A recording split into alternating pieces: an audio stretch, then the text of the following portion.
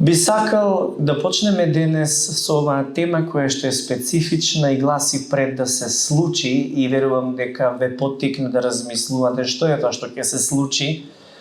Некои од вас се прв пат дојдени, некои од вас следат од интернет, некои доаѓаат редовно, но како и да е, дали сте спремни или не, јас нема да ве поштедам, односно ќе зборувам директно и ќе зборувам за она што може би поретко кај нас во Македонија се зборува. Имено, кога ќе се роди дете, знаете дека го благословуваат детето големо да расте, здраво да биде, живо да биде и така натаму, нели? Така е. Кога ќе дојде нова година, си честитаат сите нова година и си пожелуваат успешна година да имаме, нели? И така е со родендените, со матурските, и така животот наводно си продолжува.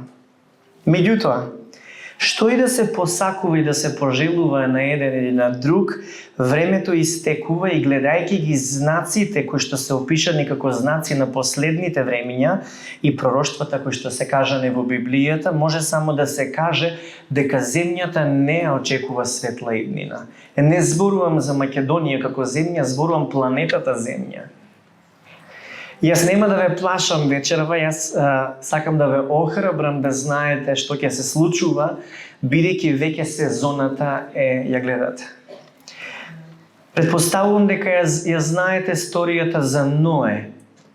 Знаете кој е Ное, нели, од Стариот Завет? Ное беше праведен човек и он градеше арка, тоа беше еден голем брод. И тоа беше Божја промисла да Ное ја изгради арката пред да се случи самиот потоп. Има различни филмови, меѓутоа не се толку веродостојни, најважно е да го читате тоа од Словото. Што е интересното? Луѓето му се подсмеваа за тоа, но кога дојде денот, Ное влезе со семејството внатре, со животните, нели имаше двојки од сите животни, и потоа Господ ја затвори вратата од арката и што се случи? Започна дождот, водата започна да се лее и се потопи целата земја и се што беше на земјата изумре. Се случи рестарт и фала му на Бога за тоа. Така да одново почна тоа. Човекот му се даде можност на човештвото одново да продолжи, меѓутоа човекот одново грешеше.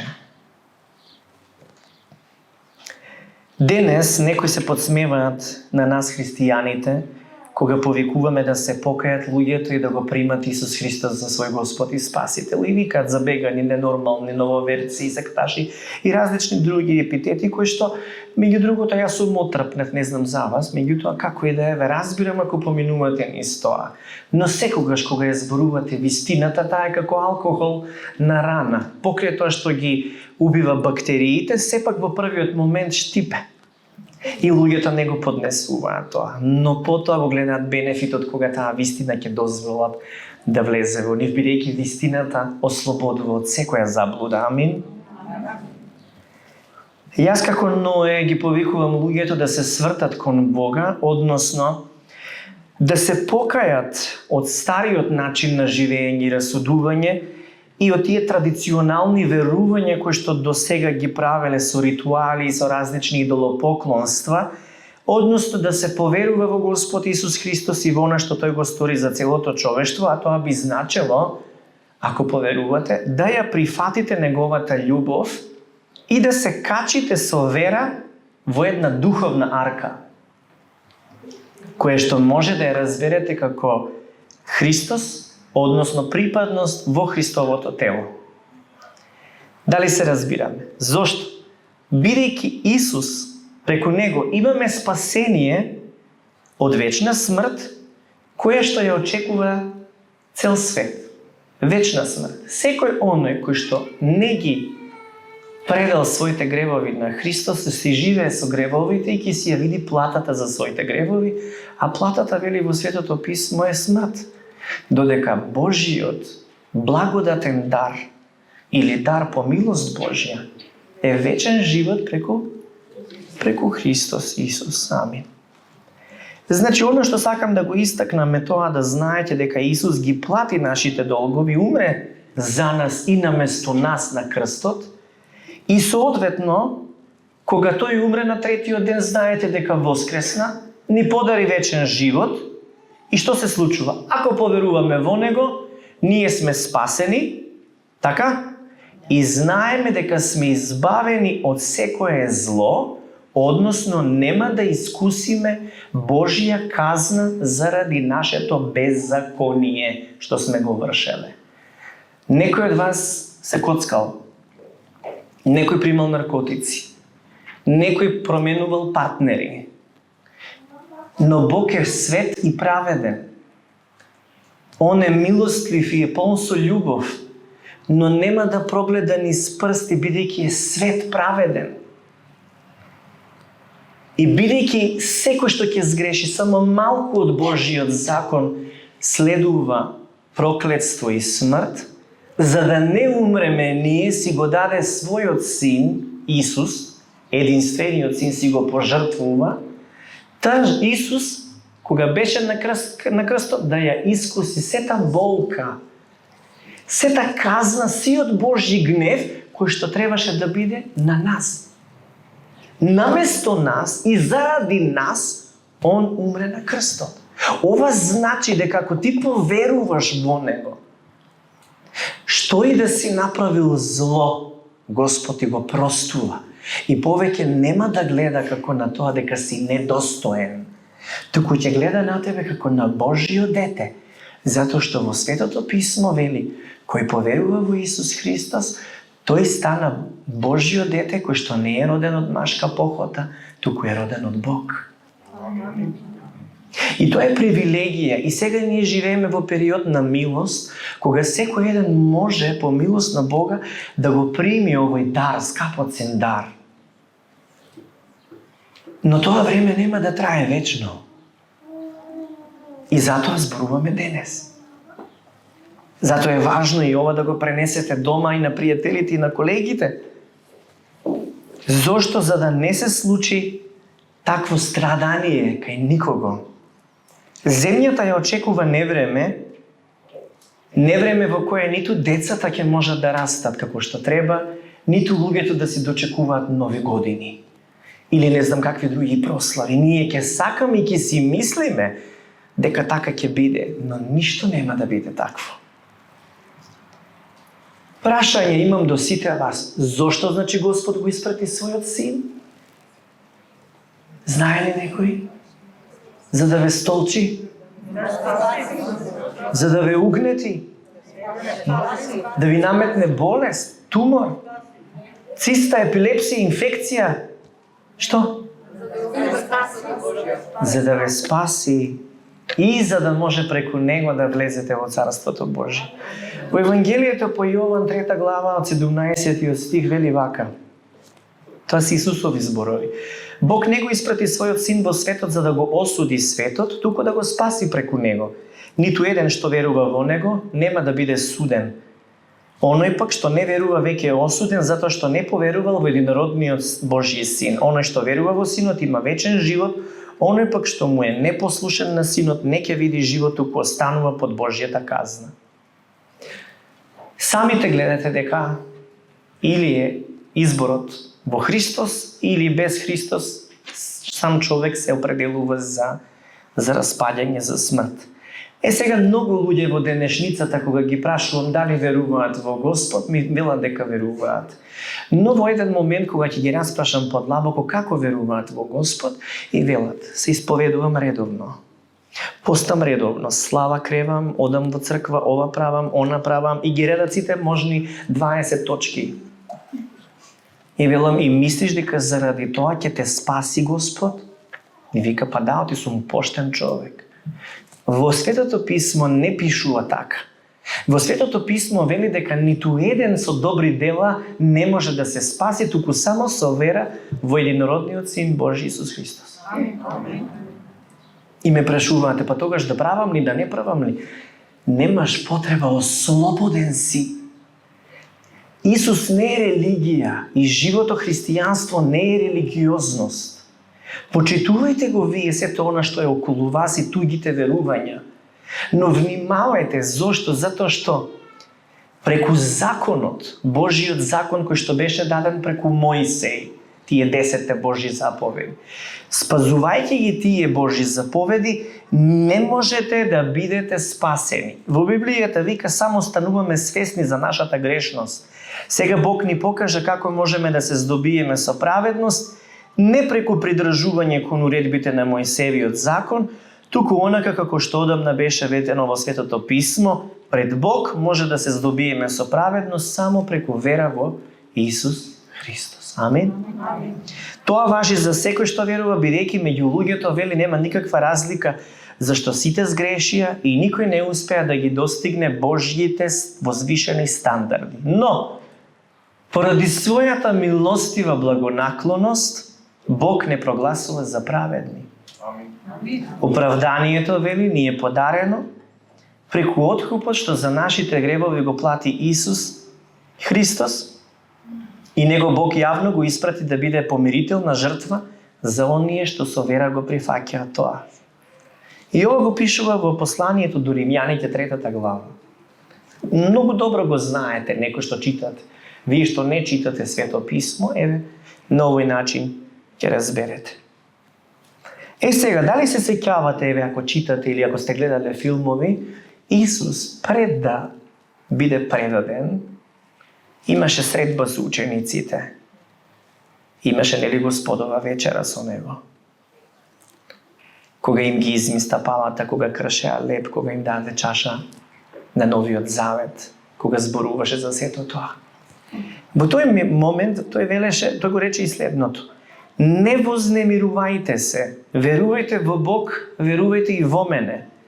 Во домот на мојот небесен татко има многу живеалишта. Ако не беше така, зар ќе ви речев дека одам да приготвам место за вас? Откако ќе отидам и ќе ви приготвам место, повторно ќе се вратам и ќе ве земам кај себе, за да бидете и вие таму каде што сум јас. Јован 14 глава. Значи има многу живеалишта, Исус ќе оди да направи место за нас, потоа ќе се врати, ќе не земе кај него, зошто? За да бидеме и ние таму каде што е тој. Тоа нас веќе ни говори. Исус најавува дека одново ќе дојде. Кога ќе дојде? Никој не го знае ни денот, ни часот. Самиот Исус кажува дека само Бог, Таткото Небесен, само Тој го знае тој момент кога ќе биде. Но Исус исто така вели, кога ќе видите дека смоквите веќе разлистуваат, пупчат, знаете дека летото наидува, го препознавате тоа. Соодветно, ние исто така препознаваме по неговите зборови која сезона сме. Не зборувам само за временска климатска сезона, него зборувам и за сезона во која што целата планета поминува. Во каква сезона е? Да не е пролет? Не. Не можеме така да ја определиме. Како ќе ја определиме? Некој вика есен. Како и да е, сето ова отвара една можност за да навлезете подлабоко и да одиме кон она што е суштинско. Меѓутоа, откако Исус беше нели распнат, потоа умре на третиот ден, воскресна и се вознесе, вели во текот на 40 дена, значи пред да се вознесе, по неговото распнување, Исус повеќе пати се појавуваше пред своите апостоли, со што недвосмислено им докажа дека навистина е жив. Затоа сведочам и јас. Тогаш зборуваше за Божјото царство на едно од тие средби додека јадеа заедно, им ги даде следните упатства: не заминувајте од Ерусалим се додека небесниот татко не ви го прати светиот дух кој ви го вети. Јас уште од порано ви го кажав тоа. Јован Крстител крштеваше во вода, но по неколку дена вие ќе бидете крстени во светиот дух. Додека апостолите беа со Исус, честопати го прашува: Господе, сега ли ќе го ослободиш Израел и ќе го возобновиш нашето царство? Тој им одговори: времето и датумите ги определува небесниот татко и не сметал за потребно вам да ви ги кажува. Но штом светиот дух ќе слезе врз вас, вие ќе добиете сила и ќе им проповедате за мене на луѓето во Ерусалим, во цела Јудеја, во Самарија и се до крајот на земјата. Откако им го рече ова, пазете, пред нивните очи Исус почна да се подига кон небото И тие го гледаа се додека облак не го скри од нивните погледи. Додека тие со вперени погледи кон небото гледаа како тој заминува, пред нив се појавија двајца мажи облечени во бело и им рекоа: Галилејци, зошто стоите и зјапате во небото? Истиот Исус кој пред вашите очи се вознесе на небото, повторно ќе дојде на истиот начин на кој замина. Дела апостолови 1 глава 3 до 11 стих. Значи на каков начин замина Исус? Вознесувајќи се, облак го скри, гледаа додека гледаа, облак го скри, замина и што се случи, како заминал, така и ќе дојде. Сега, Исус ќе дојде, но прашањето е пред да дојде, дали вие сте сигурни дека сте оправдани за секој грев и дека ви се простени гревови? Дали имате таква увереност во вашето срце? Некој да, некој не.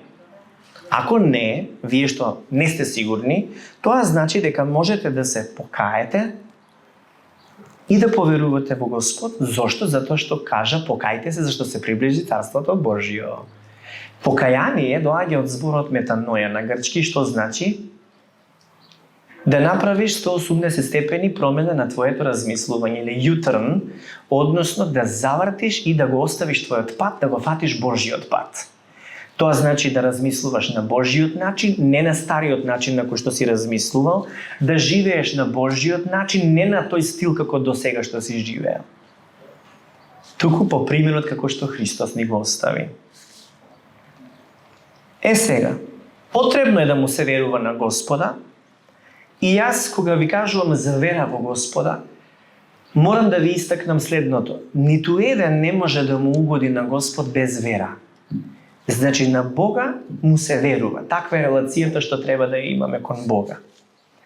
Такви луѓе имаше и во Стариот Завет. Еден од тие луѓе беше Енох. Може сте слушнале. Енох имаше вера во Бог и затоа не доживеа смрт. Како тоа? Одеднаш што исчезна, бидејќи Бог го зеде. Но пред Бог да го земе, Енох доби уверување дека му беше угоден на Бог. А без вера не е можно да му бидеме угодни на Бог. Секој што сака да дојде кај Бог, мора да верува дека тој постои и дека ги наградува оние кои искрено го бараат. Ное имаше вера во Бог и затоа тој го предупреди за она што се уште не се беше случило. Тој со побожна почит искради ковчег за да го спаси своето семејство.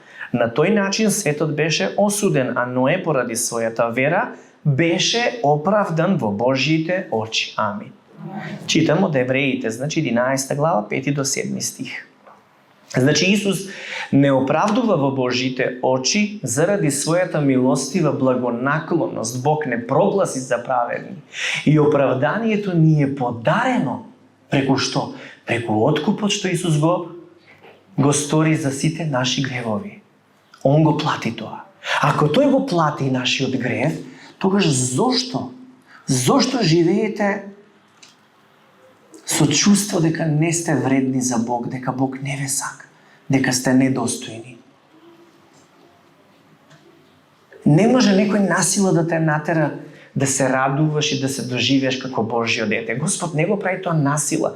Ти треба тоа да го разбереш и со вера да го прифатиш. И ако ти го прифатиш тоа со вера, ти ќе живееш како Божјо дете, како царско дете. И нема да сакаш да грешиш, нема да сакаш да се занимаваш со зборувања. Ќе ти пречат дури луѓе кои што се занимаваат со такви секојдневни ниски разговори, со зборувања, со различни други клевети и слично. Едноставно ќе се тргаш. Зошто? Затоа што лошите друштва ги расипуваат добрите навики. Дали тука има некој што му верува на Господ или си зборувам само на 50 души? Има ли? Кренете рака ако има. Така е. Така е. Сите. Фала и слава на Бога за тоа. И тоа пак е заслуга на Бога, не е наша заслуга.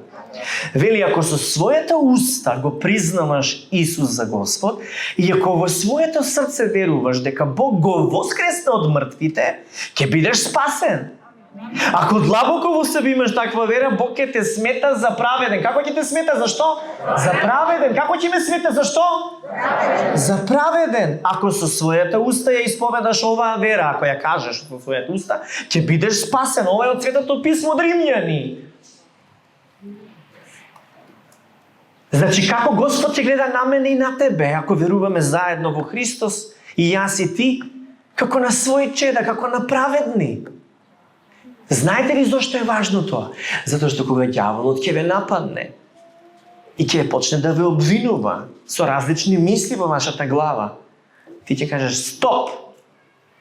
Јас, по милост на Бога, станав Божја праведност преку Христос Исус. Амин. Оти тој обвинува, ама ти кога знаеш дека си оправдан, повикај се на таа праведност Божја и овој ќе отстапи од тебе. Дали разбирате? Сега, вие знаете дека Исус даде пророштво за последното време и пред да влезам клучно кон оваа тема, вели вака: бидејќи некои луѓе зборуваат за храмот, за неговите украсни камења, за подарените работи во него, бидејќи храмот во Стариот Завет во Ерусалим било огромен и било нешто што го немало на друго место, тоа еден храм и бил навистина величествен. Исус рече: доаѓа време кога од сето ова што го гледате, ни еден камен нема да остане на своето место, се ќе биде разурнато. Тогаш тие го праша: учителе, кога ќе се случи тоа? Пошто ќе се познае дека тоа ќе почне да се исполнува? А тој им рече: чувајте се да не бидете заведени. Мнозина ќе се појават под моето име и ќе тврдат: јас сум вистинскиот Месија и дојде времето. Не одете по таквите. Нека не ве обземе паника кога ќе чуете за војни револуции. Сето тоа ќе мора да се случи во почетокот, но тоа не е крајот. Пазете. Потоа тој продолжи: ќе се кренат народи и ќе војуваат едни против други, едно царство против друго. Ќе има силни земјотреси, не вели земјотреси, силни, тоа е различно. Силни земјотреси, а на разни места ќе има глад и смртоносни епидемии. На небото ќе се јавуваат необични и страшни појави. Вчера имаше затемнување на сонцето. На небото ќе се јавуваат необични и страшни појави, но пред сето ова вас ќе ве апсат и ќе ве прогонуваат. Ќе ве водат на судење по синагогите и ќе ве затвараат. Ќе ве изведуваат пред цареви и владетели поради вашата вера во мене. Но тоа ќе бидат можности за вас да посведочите за радосната вест. Запомнете дека не треба да се грижите како ќе се браните, зашто јас ќе ви дадам такви зборови и мудрост на кои вашите противници не ќе може да им се противречат и да им се противставуваат. А ќе ве предаваат и вашите сопствени родители, браќа, роднини и пријатели. Некои од вас ќе бидат и погубени. Сите ќе ве замрзат поради вашата вера во мене, вели Исус. Но ни влакно од главата нема да ви падне. Останете непоколебливи и ќе ги спасите своите души. Кога ќе го видите Ерусалим опколен од војски, знаете дека наскоро тој ќе биде разурнат. Тогаш тие што ќе се најдат во Јудеја нека бегаат во планините. Тие што се во Ерусалим нека излезат од него. Тие што ќе бидат по нивите нека не се враќаат во градот. Зашто тоа ќе биде време на Божја казна и ќе се исполни се што е запишано за тоа во Светото писмо. Тоа ќе биде посебно тешко време за трудниците и за тоилките, зашто големо страдање ќе ја зафати оваа земја и Божјиот гнев ќе се урне врз овој народ. Едни ќе бидат со меч убиени. Пазете, со меч убиени. Други ќе бидат одведени како робови меѓу сите народи, а Ерусалим ќе го газа туги нееврејски народи додека не помине нивното време. Необични појави ќе има на сонцето, на месечината и на звездите. На земјата цели народи ќе бидат потиштени и исплашени пред неизвестноста и бучавата на морето и разбеснетите бранови. Луѓето ќе премираат од страв во исчекување на она што ќе го снајде светот, зашто и вселенските сили ќе отстапат од законитоста по која действуваат. Тогаш ќе го видат Синот човечки како доаѓа на облак со величествена моќ и слава. Кога сето ова ќе почне да се случува, исправете се со кренати глави, зашто вашето спасение е сосема близу. Потоа Исус им ја кажа оваа споредба: имајте ги предвид смоквите и другите дрвја. Кога ќе забележите дека разлистуваат, знаете дека се приближува летото. Така, кога ќе видите дека сите овие работи почнуваат да се случуваат, ќе знаете дека Божјото царство наближува. Лука 21 глава. Ова што го прочитав е многу важно, ќе го истакнам накратко за да знаете. Во 70-тите години по Христос, римската војска го обсадува Ерусалим, и потоа го разурнуваат целиот Ерусалим. Потоа евреите се разнесени по повеќе од 100 нации и така се распрчкани, меѓутоа според пророштвата се укажува дека пред да се случи доаѓањето на Христос, на Месијата, нели, пред да се случат тие времиња, одново ќе се вратат сите назад во својата земја. За оние војни кои што ги прочитавме дека ќе се случуваат, светски војни се случи, Првата и Втората светска војна се случи и тие спаѓаат дел се од овие пророштва.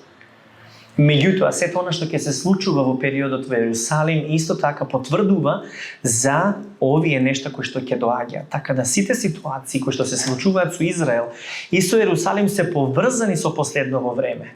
Имено да туѓи стапала оние неверници, нели како што се го газат Ерусалим, меѓутоа и денеска Ерусалим не е целосно под управување на израелците, туку и на муслиманите, знаете тоа. Вие што сте биле знаете на местото особено каде што е разурнат храмот. Зошто јас сето ово ви го кажувам? Затоа што доаѓа време кога дури да ја кажеш верата во Господ дека ја имаш, ќе биде проблем, односно ќе бидат предавани луѓето. Ќе бидат угнетувани, ќе се случуваат и природни катастрофи, ќе се случуваат и луѓето едни со други да се погубуваат, ќе гинат од меч, како што сте виделе дека им ги сечат главите. Ние веќе го гледаме сето тоа, се случува. Размерите само се различни. Мислиме дека таму некаде, во некоја земја само се случува, не разбираме дека тоа е исто како овде. Како што беше во Вухан вирусот, еве го, дојде нели и тука. Истото е сегде. Дали разбирате? Не е Македонија поштедена од сето тоа. Буквално ќе ги гледаме овие ситуации кои што се случуваат. Силни земјотреси, ги гледаме силните земјотреси, се случуваат. Тие земјотреси не се обични, има тектонски пореметувања, се поместуваат плочите. И она што е многу специфично е, што тоа предизвикува и цунами, и промена на климата. Во Австралија вчера некина имаше снег, затемнување на сонцето, крвава месечина, исто така се случува торнада, на места каде што немало, песочни бури, глад, помор, поплави во Индија и на различни други места. Само отворете тоа, кај нас не го емитуваат, но вие можете тоа да го видите на интернет, на YouTube и ќе видите што се случува во целиот свет, особено во изминатите 10 дена. Тоа е силно изразено и вие треба да сте свесни за тоа дека веќе се случува нешто кое што треба, не повикува да се подготвиме. Да се разбираме ли? Ќе ги гледаме тие знаци дека се случуваат се повеќе и повеќе, меѓутоа, еве, да погледнеме некои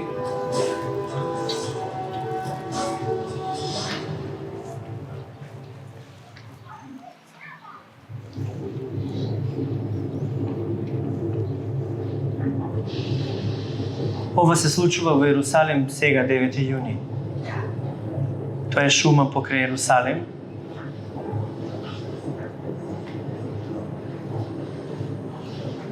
Претходно знаете дека имаше немири.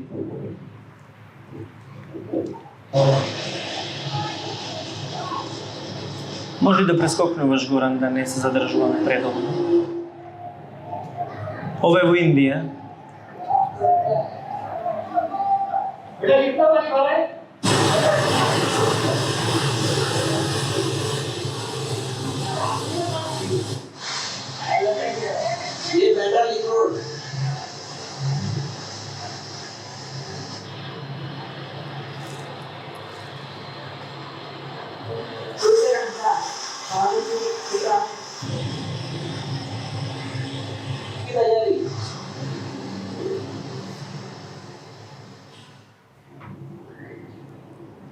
Ова во Америка.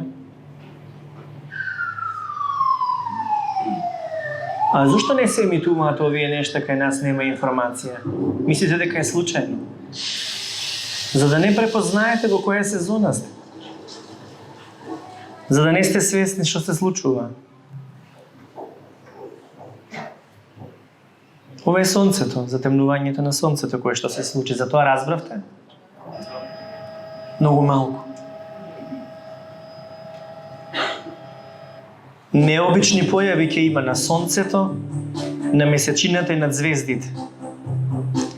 На земјата цели народи ќе бидат потиштени и сплашени пред неизвестноста и бучавата на морето и разбеснетите бранови. Луѓето ќе преминаат од страх во исчекување на оно што ќе го снајде светот, зашто и вселенските сили ќе отстапат од законитоста по која действуваат. Тогаш ќе го видат Синот човечки, како доаѓа на облак со величествена моќ и слава. Кога сето ова ќе почне да се случува, исправете се со хренати глави, зашто вашето спасение е сосема близо. Имаме уште? Тоа е од Германија, да. 4 јуни. Ова е во Тексас. Одрони.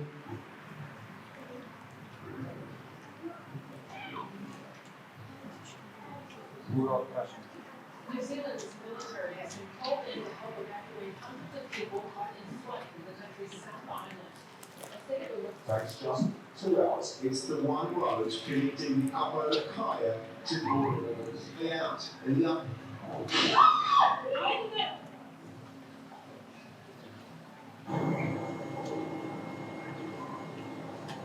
Русија.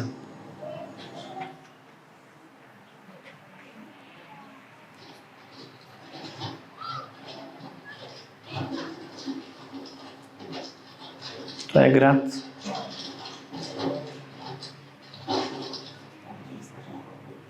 Торнадо. Канада.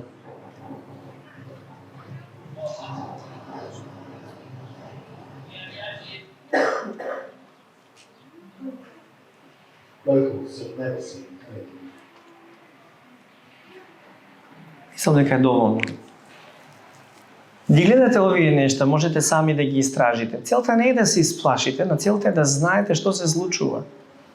Кога не знаете, кога немате информација, живеете во мала кутија и не секогаш сте свести за она што се случува насекаде, не ги препознавате знаците. Меѓутоа, она што е важно е следното.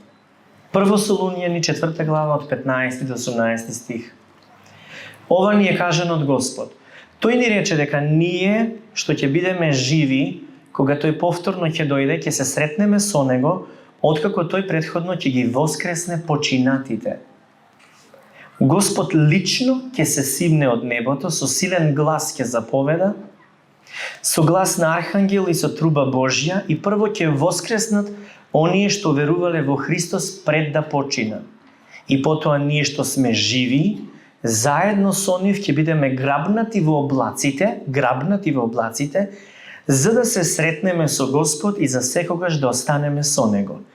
Затоа утешувајте се и охрабрувајте се меѓусебно со овие зборови. Сакам да ви кажам една работа, многу е битна. Исус, кога ќе дојде, има два моменти. Во едниот момент, кога доаѓа, тој само ќе дојде за да ги земе верниците, од кои што починатите кои што се, а верувале во него, ќе воскреснат прво тие, додека ние кои што веруваме во него, и ние ќе бидеме кренати, односно доаѓа по црквата. Црква не се мисли на институции тврда градба, туку се мисли на жив организам, метафорички кажано невестата Христова, а тој е младоженецот кој што доаѓа да ја земе својата невеста. И тоа сме сите ние кои што веруваме во него. Така да замислете како еден магнет кој што ќе дојде Исус и така ќе ги привлече сите кон себе. Значи нема да се спушти на земјата, ова е многу важно. Туку ќе не грабне и ќе се сретнеме со него во облаците. Потоа што се случува? Потоа ние верниците сме во Божјото присуство. Горе, ке Господ. А овде што ќе се случува на земјата? Ке почне еден 7 годишен период кој што е најавен уште кај пророкот Данаил во Стариот Завет, а затоа пишува и повеќе во Откровение, но сега нема да задлабочувам за тоа, бидејќи не сте сите посветени во истражување на Светото Писмо и тоа е храна која што сега можете да ја примите. Соодветно за тие 7 години на земјава, ќе биде присутен антихристот, оној кој што е човекот на гревот, објаснет во Библијата, и кој што впрочем ќе владее во многу аспекти со земјата, односно со народите. Тој ќе има склучено одреден договор, веројатно, кој што ќе му дава одредено влијание да има и власт врз нациите, соодветно сите тие ќе бидат под управување на тој антихрист. Тие ќе мислат, народите ќе мислат дека тоа ќе биде добро за целата планета, дека ќе биде мир, дека ќе има ред и дека ќе има воспоставување на некој добар општествен ред, но впрочем нема така да биде, туку ќе се случи на 3,5 години од неговото владење, тој да се издигне себе си на ниво на Бог, дури да седне на она место во храмот, прогласувајќи се себе си за Бог, зборувам за антихристот. И така ќе владее 3,5 години, остаток, значи од тие 7 години, после кое доаѓа Исус. И сега ќе ви ги прочитам тие неколку нешто, но запишете си во вашите бележници, Христос доаѓа прво за верниците, односно за црквата, и штом трубата, значи, ќе се слушне, ќе воскреснат, како што рековме, оние верници кои што починале, а верувале во Него, додека затекнатите ќе доживеат трансформација. И сега ќе слушнете каква трансформација.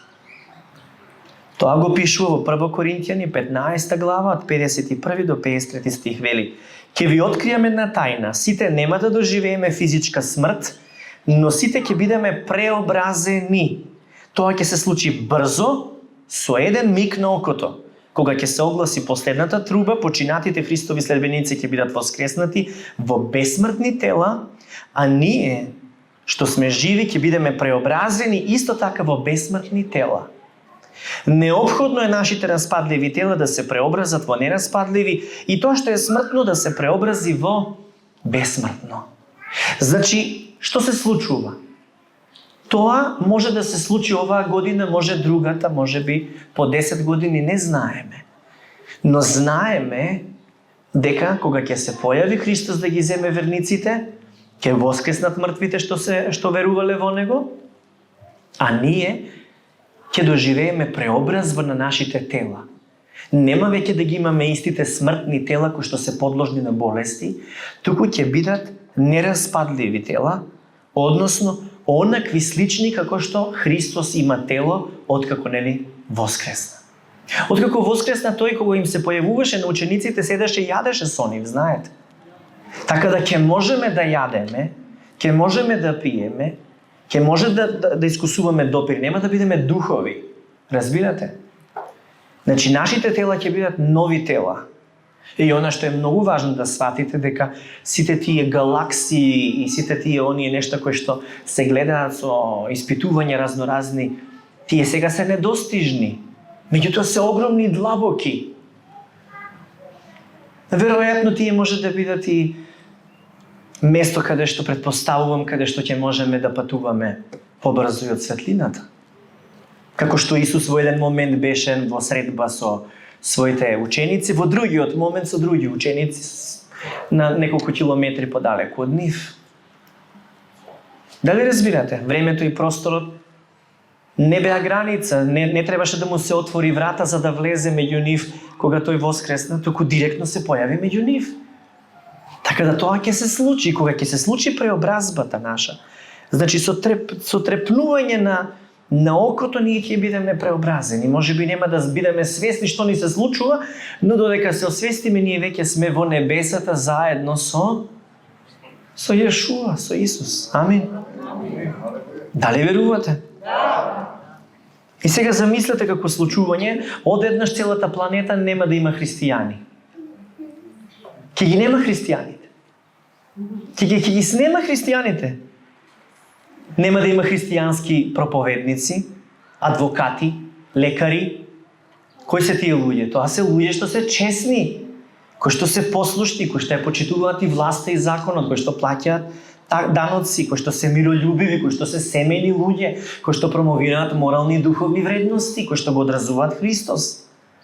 Во тој момент тие луѓе ќе ги нема. Црквите Ќе бидат празни оние што се салите. Ќе нема кој да свети со таа Христова светлина. Ќе останат само оние луѓе кои што не поверувале во Христос, кои што не ве послушале кога вие сте им зборувале да се свртат кон Бога, да поверуваат во Христос, и само ќе се сеќаваат на вашите зборови. И веројатно ќе им биде криво што не ве послушале. Предпоставувам дека светските манипулатори дотогаш ќе сервираат една приказна за вонземјани која што ја најавуваат. Предпоставувам дека ќе ја сервираат на начин за да излезе приказната дека ние сите христијаните сме киднапирани. Но колку и да ги кријат сите тие работи, длабоко во себе ќе знаат дека ние сме кај Бог. И ова е нешто што треба да ве охрабри и да ве радува. Значи, она страдание кое што ќе се случува во тие 7 години, особено во тие 3,5 години кога ќе владее антихристот, кога ќе се удри чипот и кога ќе бидат оние што се христијани, кои што покасно ќе поверуваат во тоа време и ќе сакаат да се обратат на Бога, тие ќе бидат обезглавувани, ќе бидат убивани, ќе биде страшно. Ќе биде страдање кое што до тогаш го немало и начело ќе биде тој антихрист кој што ќе прави многу поголема штета од било кој диктатор кој што досега владеел во историјата што сте го знаеле. Тоа нешто ќе се случува. И ние сезоната ја гледаме дека се приближува. Ние ги гледаме и природните непогоди, ги гледаме сите тие проблеми меѓу народите, меѓу државите, меѓу царствата. Значи, сето тоа кое што навиду оди како на добро, треба да се преиспита, бидејќи така ќе личи за сите да прифатат. И целта ќе биде, ако може, дури избраните да бидат измамени. Дури и вие да бидете измамени. Ќе ви речат, него Христос, или ваму е, или таму е. Но вика, не слушајте ги. Христос, од грчки, значи помазаник. Во наш превод, помазаник и спасител. Иначе, Мешија, значи Месија, е истиот збор на еврејски. Спасител, испратен од Бога, помазаник. Е сега, кога се однесува на овие предупредувања, ќе ви речат, ова е спасот. Еве, спас како име, како термин. Исус кажува, ќе речат, еве го Месијат, еве го Спасителот е овде, еве го онде. Не одете. Што тоа значи? Ќе ви речат, ова е спасот. Ова што сега ќе ви го препорачаме. Ќе ве спаси од тоа и тоа. Вакцина. Некогаш може би ќе биде вакцина, некогаш може би ќе биде нешто друго. Треба да расудувате според Светото писмо. Може ќе излезе некој лек. Може би ќе излезе некоја друга потреба.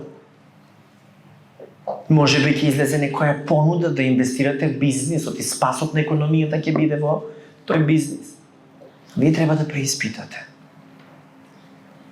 Ако вие го познавате вашиот Господ и Спасител Исус Христос, тогаш ќе го препознавате неговиот глас. Бидејќи овчичките го познаваат гласот на својот пастир. Амин. Знаете дека Исус дојде, си живееше на земјата, исполнувајќи ја волјата на Отецот. Ни покажа и пример како да живееме и ние. Потоа умре за нас, беше погребан на трет ден, воскресна. Потоа се вознесе, го испрати Светиот Дух. Со Светиот Дух сме облечени со сила од озгора да сведочиме јавно без срам на луѓето за Него, за Бога. И Светиот Дух е тој кој што не води по Божиот пат, но не води се до моментот на неговото второ доаѓање. Пред да дојде втор пат, значи ќе се случи грабнувањето, средба во облаците, значи, и ќе се случи пред да настанат големите неволји кои што антихристот ќе ги врши. Потоа, кога ќе му помине времето на антихристот, значи Исус одново доаѓа на земјата, но веќе на земјата доаѓа заедно со неговата црква. И веќе започнува тој да управува, прво ќе го срозе антихристот, а потоа тој започнува да владее. Ако читате Откровение, во почетокот на Откровението писмото се однесува до црквата, е упатено до верниците. Од 4 глава до 19 глава на Откровение веќе не се спомнува црквата, што значи дека црквата нема да е присутна додека траат сите тие измачувања кои што ќе се случуваат во времето на Антихристот. Еве вака, во времето кога ќе се вратам јас, синот човечки, вели Исус, состојбата во светот ќе биде слична со онаа во времето на Ное. Луѓето си продолжуваат да јадат, да пијат, да се женат и да се мажат, се додека Ное не влезе во ковчегот и настапи потопот, кој сите нив ги погуби. Состојбата во светот ќе биде како во времето на Лот. Луѓето си продолжуваат да јадат, да пијат, да купуваат, да продаваат, да садат, да градат, но штом Лот излезе од Содом, од небото се истори оган и сулфур и сите ги погуби. Истото ќе се случи кога ќе се вратам јас, синот човечки. Во тој ден, оно што ќе се најде на покрив, нека не слегува по својата покуќнина. Тој што ќе се најде в поле, нека не се враќа дома. Сетете се што и се случи на Лотовата жена, на жената на Лот. Таа се сврте назад и се претвори во статуа од сол и се срони. Оно што ќе настојува грчовито да си го зачува животот, ќе го загуби, а тој што до смрт ќе го вложи во Божја служба, ќе го запази. Таа ноќ, од двајца што ќе спијат во ист кревет, едниот ќе биде земен, а другиот оставен. Од две жени што ќе мелат заедно, едната ќе биде земена, а другата оставена. Двајца ќе работат на нива, едниот ќе биде земен, а другиот оставен. Учениците го се прашаа, кај ќе се случи тоа, Господе? Тој им одговори, каде што е мршата, таму ќе се соберат и мршојадците. Лука 17 глава. Повеќе активности тука се набројани. Исус набројува јадење, пиење, женење, мажење, купување, продавање, зидање, садење. Не дека е грешно сето тоа. Но, во тие активности, ние не гледаме нешто лошо, но гледаме дека тие нешта допринесуваат за отпаѓањето на луѓето во времето на Ное и во времето на Лот. Имено, проблемот кој е? Материализам. Луѓето биле свртени во материјалното. Биле толку навлезени во тие секојдневни садења, едно, друго, продавања, женачки, мажачки, секојдневни ситуации, та за се друго кое што е Божјо, воопшто не ни биле свесни. Едноставно живееле кој како што си сака. Узми све што ти живот пружа. Таквото живење води во пропаст. Ное беше праведен човек пред да се случи потопот, Ное беше избавен. Истото Лот. Лот беше оттргнат од градот, па потоа се случи да паѓа од озгора оган и сулфур. Истото ќе се случи со верниците. Ќе бидат земени, грабнати, па потоа ќе се случи се што ќе се случува. Дали разбирате? Зошто верниците? Затоа што, како што Ное е праведен, ние преку Христос станавме праведност, така да ние како верници во Христос оправдани, Исус доаѓа праведните да си ги земе. Кој татко ќе го остави своето дете да се измачува во тие нешта што следуваат? Бидејќи нашиот татко небесен е полн со љубов, па и синот свој си го пожртвува за себе си и го даде за нас и преку него не спаси, сега исто така и ќе не избави. И синот доаѓа, ја грабнува црквата, ги грабнува верниците, заминува. Се остава извесен период, Антихристот започнува со сите тие злодела, за потоа Исус да дојде, да се спушти на земјата, да го сотре ѓаволот и Антихристот и сето тоа кое што е злодело и да започне се да биде под Божјо управување. И кога тогаш Исус ќе дојде, ние ќе бидеме заедно со Него и тој новиот Ерусалим ќе се спушти на земјата. Зато ова е многу длабока тема, преубава и привилегија што има можност барем малку да ви споделам, затоа што јас знам дека ушите што не се научени редовно да слушаат Божјо Слово, започнува тоа да им е тешко.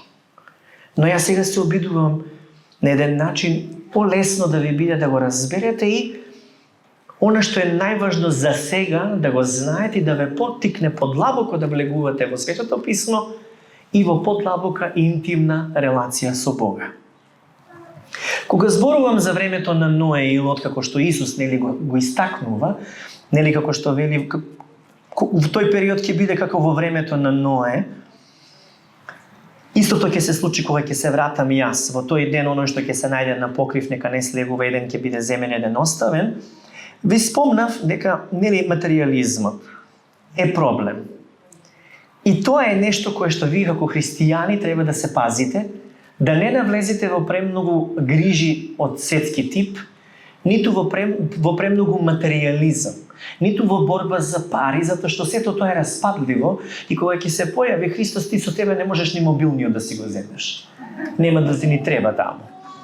Дали ме разбирате? Така да некои се потресуваат, купуваат марка, облека, едно, друго, трето. Меѓутоа, задоволствата во животот не велам дека е погрешно, но не може тие да се примарни. Секогаш е примерно Бог и Божјото. Се другото е петостепено, десетостепено, некаде таму. Не му придавајте преголема важност на материјалното. Освен тоа, кое што било карактеристично за времето на Ное и Лот, кога имало беззаконие, знаете ли што имало друго специфично нешто? Разврат. Во Битие 19 глава 4-5 стих и уште не беа легнале, а граѓаните содомски се насобраа околу куќата, стари и млади, целиот народ од сите краишта на градот и го повикаа Лот и му рекоа: каде се луѓето кои дојдоа да ноќеваат кај тебе, изведи ги кај нас за да ги познаеме. Што значи тоа? Сите граѓани на Содом побарале од Лот да ги изнесе надвор гостите за да имаат секс со нив. А кои беа гостите? Ангелите. Целиот град бил предаден на разврат, содомија, значи хомосексуалност, сексуална изопаченост и насилство.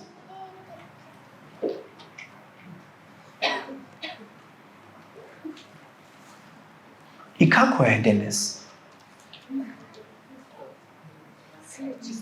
Не ги навредувам јас тие луѓе што одлучиле на тој начин да живеат. Меѓутоа, Светото Писмо вели дека тоа не е во ред пред Бога. И ако некој е распукан во својата душа, травматизиран, ако го прими Исус, Исус ќе ја исполни секоја пукнатина во неговата душа.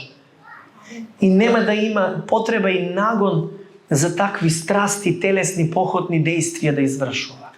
Дали разбирате? Исус е доволен. Еве вака. Треба да знаеш дека во последните денови ќе настанат многу тешки времења. Луѓето ќе станат себечни во последниве времења. Себечни, алчни за пари, самољубиви и горделиви. Ќе навредуваат, ќе бидат непослушни спрема родителите, ќе бидат неблагодарни и без светост, ќе немаат љубов ни желба да си простуваат, ќе се клеветат еден со друг, ќе немаат самоконтрола, ќе бидат свирепи и ќе му се противат на се што е добро. Ќе станат предавници, безобзирни и вообразени. Наместо да го сакаат Бог, на прво место ќе сакаат да уживаат во своите страсти. Навидом ќе изгледаат побожни, но тие ќе одбиваат силата што може да ги направи на вистина побожни. Држете се понастрана од таквите луѓе. 2 Тимотеј 3 глава 1 до 5 стих. Објаснува за тоа какви ќе станат луѓето во последните денови во кои што ние живееме, и тоа го гледате и на Инстаграм, и на Фејсбук, на социјалните мрежи, ТикТок и така натаму, но и воопшто, не само така, на улица ќе го гледате сето тоа. И сето она што беше развратно, блудно и срамно, ќе се одобри како да е нормално, а се што е нормално како честност, како љубов, како скромност, сето тоа ќе биде за подсмев. Да зборуваш за Христос си ненормален, забеган си, секташ си, нововерец си, а да правиш други работи срамни да не ги спомнувам, нормално било. Извртени се нештата, луѓе. И вие тоа го гледате. Но ако го гледате, може ќе ви се револтира срцето, може би ќе се огорчувате, но немојте. Молете се да се спасат луѓето. Ширете радосната вест за Христос, да се покаят и да се свртат кон Бога. Со љубов освојувајте ги сите срца. Затоа што со добро се победува злото. Наше не е да бидеме суди и да им викаме ние сме подобри од вас, оти и ние бевме такви грешници. Ама Господ не спаси. Наша должност е, ако познаваме кој е патот за спасение на секоја душа, тоа да го шириме со љубов. Не со фанатизам, не со омраза и со осуда, со љубов. Но со љубов не значи да се премолчи вистината. Оти вистината е вистина. Тоа што е лошо, тоа што е добро. Без да ви е грижа што ќе мислат луѓето, кажете ја вистината. И таа боли. Ама ако ја кажеш со љубов, таа вистина ослободува.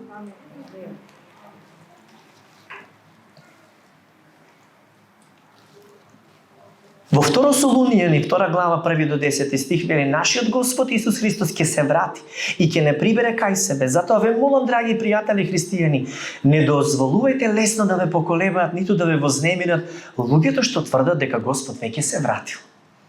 Тие можеби ќе тврдат дека тоа го дознале преку духовна објава, дека слушнале од некој друг или дека тоа го прочитале во некој од нашите писма. Не дозволувајте да ве измамат. Тој ден нема да дојде, пазете, тој ден нема да дојде, пред луѓето масовно да отпаѓаат од верата и пред да се појави човекот на гревот и уништувањето.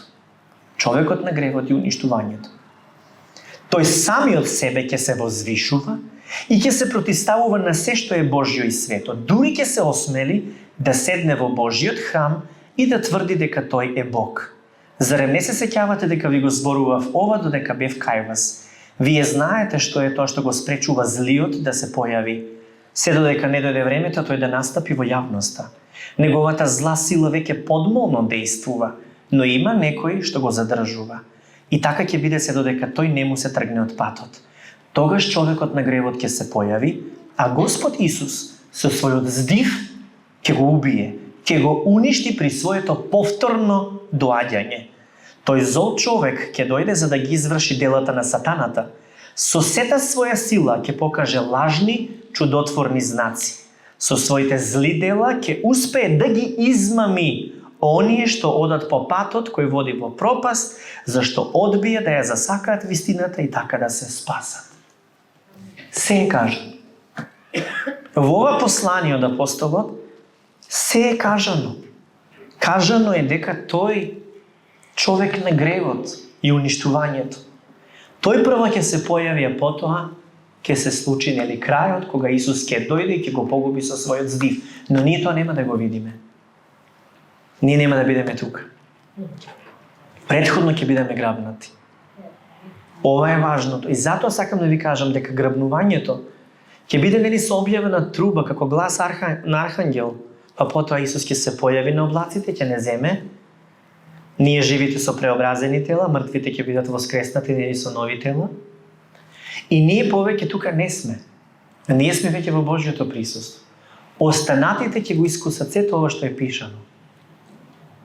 И ќе има луѓе кои што ќе сакаат да се обратат на Бога и ќе се обратат. Но ќе биде многу тешко за тие. Зошто? Затоа што сите ќе бидат условени да го примат знакот на зверот. Без кој што нема да може ниту да купуваат, ниту да продаваат, ниту да функционираат. А ова сега што го гледате, што моментално во светски размери се случува, ова е генерална проба. Затоа велам сезоната е препознатлива. И како што гледате дека тоа се случува, само треба да ви алармира нешто во вас, во вашиот дух, дека нешто се случува. Видете климата. Видете ги другите нешта. Погледнете ги околу вас. Видете ги самите луѓе како се зајадливи. Нема ни трпение, ни љубов, ни да се извини некој. Тоа се е суета. Како да се пребориш? Само љубов. Сакај ги простуве, благословуве, те колнат, благословуве. Те мразат, моли се за нив. Прави им добро. Затоа што во совеста во нив, во еден момент ќе се сетат, абе таа Душанка беше една добра, Добро ми правиш, а ја оговарав, ја колмев, лом ја правев. Ја нема бе изчезнала во земјаниве град да не излезе. Ама она ми викаше за Господ, не ќе да се во земјани, Господ ја зема таа жена. Така за Душанка, така за Јана, така за Анита, така за многу. Така за вас ќе зборува. Сега е времето да бидете израз на Христовата светлина. Таа светлина што вие ја покажувате е всушност светлина на крајот од тунелот. Вие го среќавате човек кој што страда во депресија и го фаќаш за рака и му викаш дојди. И го сретнуваш, дојди Јане. И го сретнуваш зборувајќи му за љубовта за Христос, го сретнуваш човекот со Христос. Јане не е Христос, ама символично. Го сретнуваш на духовно ниво, го сретнуваш со Христос. Штом ова чедо ќе го сретне Христос, тоа чедо не останува истото, се трансформира. Не можеш да го познаваш Христос и да останеш истиот. Те трансформира. Мене ме трансформирал и многу луѓе. Сите вие кои што сте поверувале сте трансформирани. Стануваш ново создание. Старото поминува, во Христос се станува ново. Штом се створи единство на чедото, детенцето, личноста, душата со Христос, тоа дете веќе е спасено. И започнува Христовата светлина да свети низ ова чедо, низ ова дете. И потоа веќе сама така да и да оди, зрачи со светлина и она тоа го прави на друга личност, фати ја за рака. Ај донеси ја при Христос. И сега да речеме ова да речеме е пример зависник од наркотици, пример, не да е Боже мислам. И што се случува? Ти ли ќе ослободуваш? Не можеш ти да ја ослободиш. Тој што може да ја ослободи Христос. Она, знаејќи го тоа како што она била ослободена, ја носи при Христос. Ја запознава со Христос едно друго и она веќе со Христос веќе каде и да оди и таа веќе свети, пушти ја. И таа веќе свети. И сега еве едно светило, уште едно светило. Вие сте тие што светите со Христовата светлина на оваа земја. Вие сте тие што на светот му покажувате што е добрина, што е љубезност, што е кроткост, што е честност и праведност.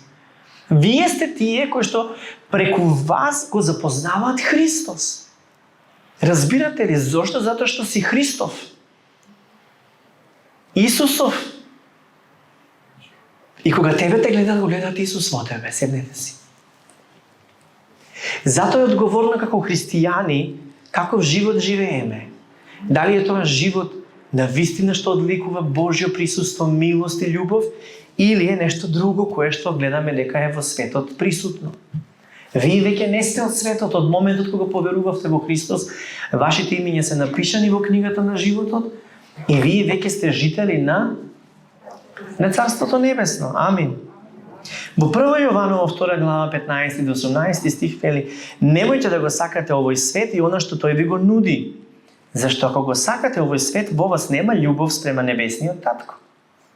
Тоа што го нуди светот, телесните похоти, желбата да се има се што ќе се види, гордоста заради богатството што се поседува, не е од небесниот татко, туку од овој свет. А овој свет и световните похоти се краткотрајни. Само оној што ја исполнува Божјата волја останува вечно.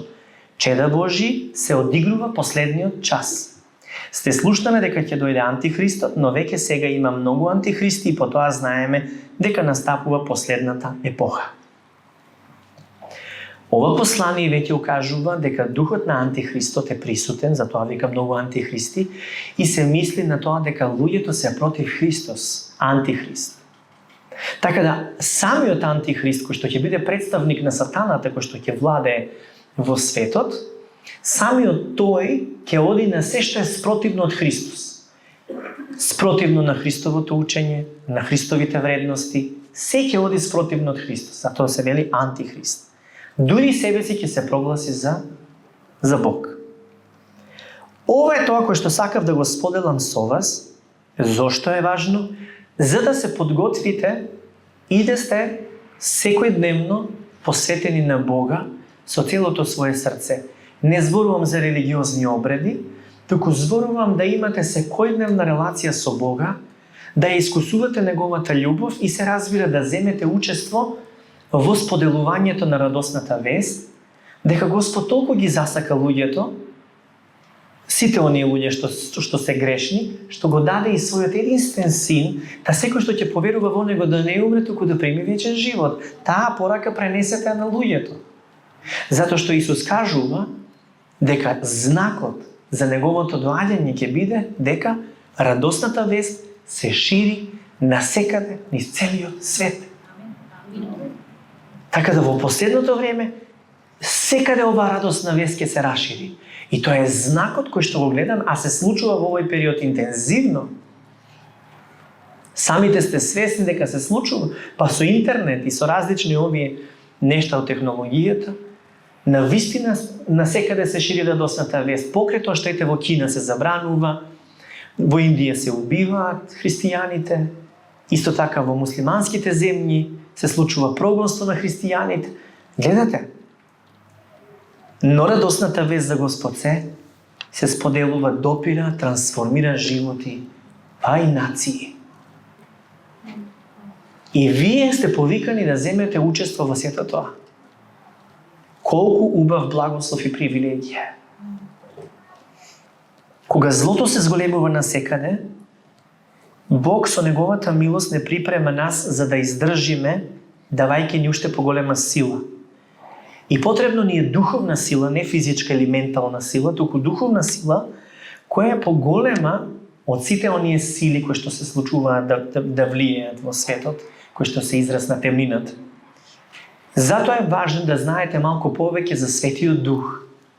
Тој е третата личност од троединиот Бог, кој што ни дава духовна сила, Божја сила, не облекува со сила од озгора, за да сведочиме на сите народи за Христос, без да се плашиме. Откако го примаме Светиот Дух и сме крстени со Светиот Дух, стануваме сведоци на Христос и сакаме да го исполнуваме Божјото. Исус не дозволи неговите ученици да излезат и да започнат да проповедаат без претходно да бидат облечени со сила од озгора.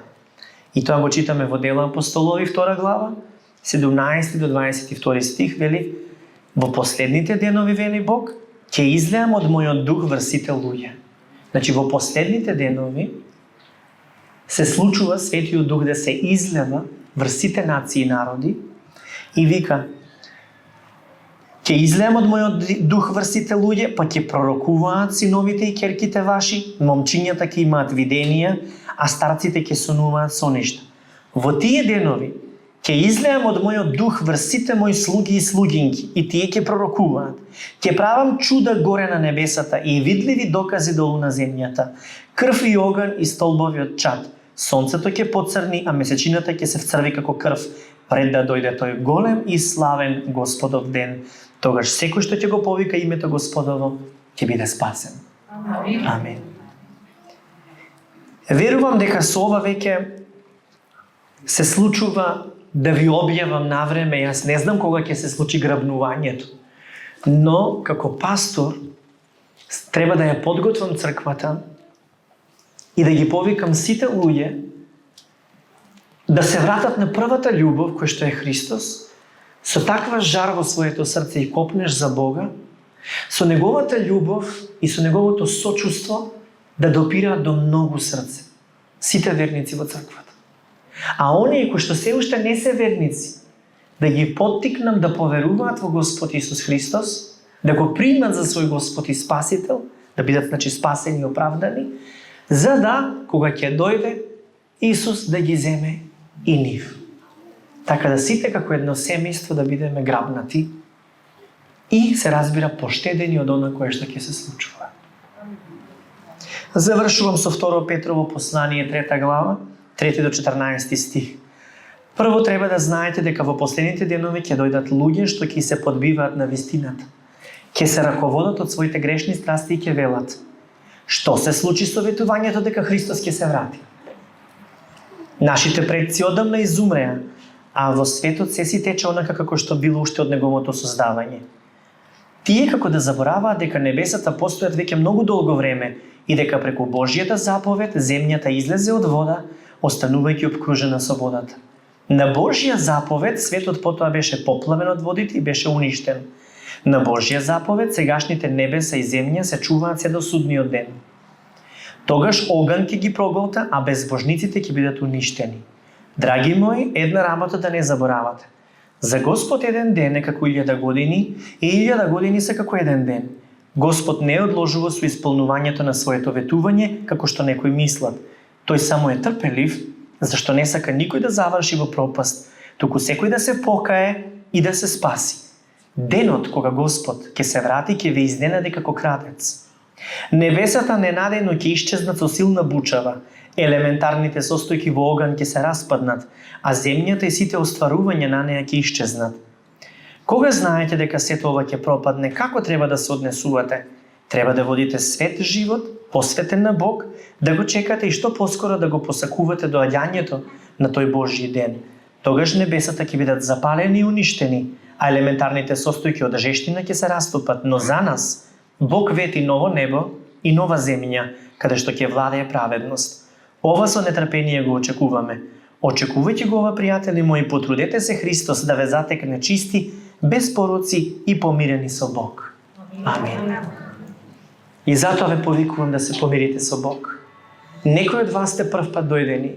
Некој си имавте, може би внатре, дека си верувате на некој свој начин во Господ. Но нема свој начин. Има Божји начин. И тој ви го кажав денеска. Со стихот од Римјаните, 10 глава, 9 и 10 стих. Да го прочитам?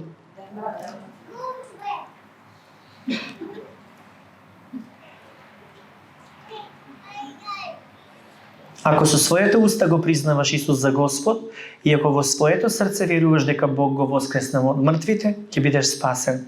Ако длабоко во себе имаш таква вера, Бог ќе те смета за праведен. Ако со својата уста ја исповедаш оваа вера, ќе бидеш спасен. Исповедање од устата значи признавање. Ако ја признаеш оваа вера, ќе бидеш спасен. Така да не е тоа нова вера, тоа е верата базирана на Светото Писмо, базирана на тоа, но вера во Господ Исус Христос.